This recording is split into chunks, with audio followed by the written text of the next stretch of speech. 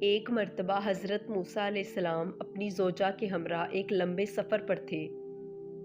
رات کا وقت تھا، سردی تھی، اندھیرا گہرا تھا اور راستہ سنسان اور خاموش تھا۔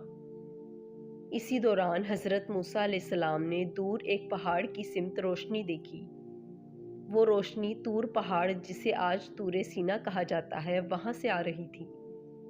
حضرت موسیٰ علیہ السلام نے اپنی زوجہ سے فرمایا، تم یہاں ٹھہرو، میں آگ لینے جا رہا ہوں، شاید میں وہاں سے کوئی خبر بھی لے آؤں یا آگ کی کوئی چنگاری، تاکہ تمہیں گرمی پہنچا سکوں۔ حضرت موسیٰ علیہ السلام پہاڑ کی طرف چل دیے۔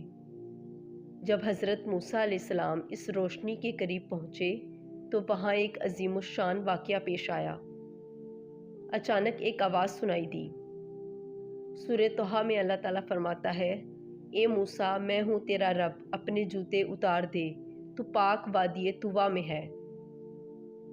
حضرت موسیٰ علیہ السلام حیرانگی، ندامت اور عاجزی سے سننے لگے۔ یہ پہلا موقع تھا کہ کسی بشر کو براہ راست اللہ تعالیٰ نے مخاطب کیا۔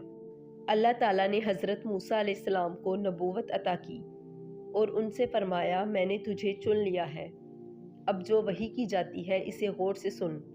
بے شک میں ہی اللہ ہوں، میرے سوا کوئی معبود نہیں، پس میری عبادت کر اور میری یاد کے لیے نماز قائم کر۔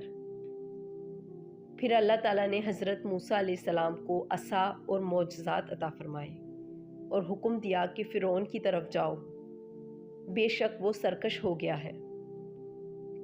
حضرت موسیٰ علیہ السلام نے بڑی عاجزی سے عرض کی، اے میرے رب، میرا سینہ کھول دے، میرے کام کو آسان کر دے اور میری زبان کی گرہ کو کھول دے، تاکہ وہ میری بات سمجھ سکیں۔